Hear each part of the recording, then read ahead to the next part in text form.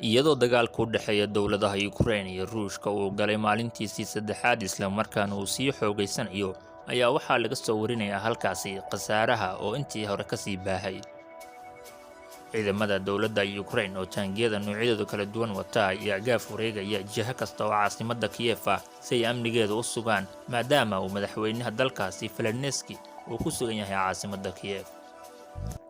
dhanka kale ciidamada militariga Ruushka oo duqeyn kala daaray caasimadda dalkaasi ee Kiev ayaa hadda isku diyaarinaya inay qaab infantry ama luga ku galaan caasimadda dalkaasi si ay gacanta ugu soo dhigaan madaxweynaha dalka Ukraine.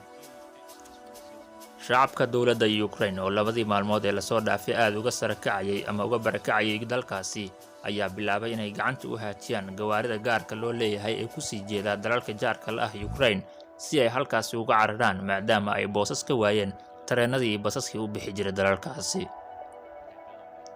shacabka oo labadii maalmood ee lasoo dhaafay si aad u buux dhaafiyay goobaha tareenada iyo basaska laga raaco ayaa waxaa lagu wargeliyay in tareenada iyo basaska 5 maalmood iyo ka badan oo hadda kadib tikidyadooda la sii jartay taana ay shacabka qaarkii ku adkaatay iyadoo ku kaliftay inay iska sii lugeeyaan inta ay ka gaarayaan xuduudka dalalka dariska la ah dalka Ukraine. dhanka kale dowladda federaalka ee Soomaaliya gaar ahaan wasaaradda arrimaha dibadda ayaa shalay oo Jimco ahayd waxa ay ku dhawaaqday inay bilaabayso qorshe lagu samata bixinayo muwaadiniin Soomaaliyeed oo tir ahaan lagu qiyaasay ilaa 300 kuwa oo wali ku go'doonsan gudaha dalka Ukraine. muwaadiniinta Soomaaliyeed ee ku go'doonsan gudaha dalka Ukraine ayay wasaaradda arrimaha dibadda Soomaaliya sheegtay inay kala hadashay samata bixintooda dalal daris la ah dalka Ukraine iyo kuwa kale oo isla qaaradda Yurub ka tirsan. wasaaradda arrimaha dibadda dowladaha ay kala hadashay samata bixinta iyo qaabilitaanka muwaadiniinta Soomaaliyeed ayaa waxaa ka mid ah sida la sheegay dalalka Belarus, Poland, Finland iyo Belgium.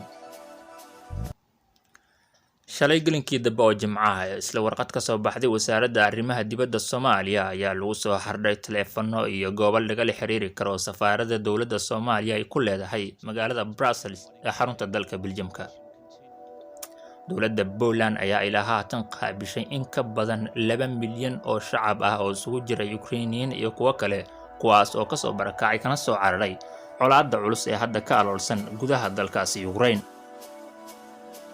madaxweynaha dalka Ukraine ayaa iska diiday dalabka Ingiriiska iyo Mareykanka kaasoo ahaa in laga kaxeeyo magaalada isaga iyo qoyskiisa isla markaana si nabadgelyo ah loo geeyo safaaradda dowladda Ingiriisku ay ku leedahay caasimadda Kiev si amnigiisa loo sugo. madaxweyne Zelensky ayaa arrintaas diiday isagoo beddelkeeda ka codsaday inay rasaas ku caawiyaan intii ay ku caawin lahaayeen inay ka wadaan caasimadda uu ku nool yahay ee dalkiisa. in badan oo ka mid ah shacabka dalka Ukraine ayaa sidoo kale iska diiwaan galiyay labadii maalmood ee lasoo dhaafay ciidamada kala duwan ee dalkaasi Ukraine isla markaana tababar ku qaadanaya halkaasi si ay ugu biiraan dagaalka ay kula jiraan dalka Ruushka.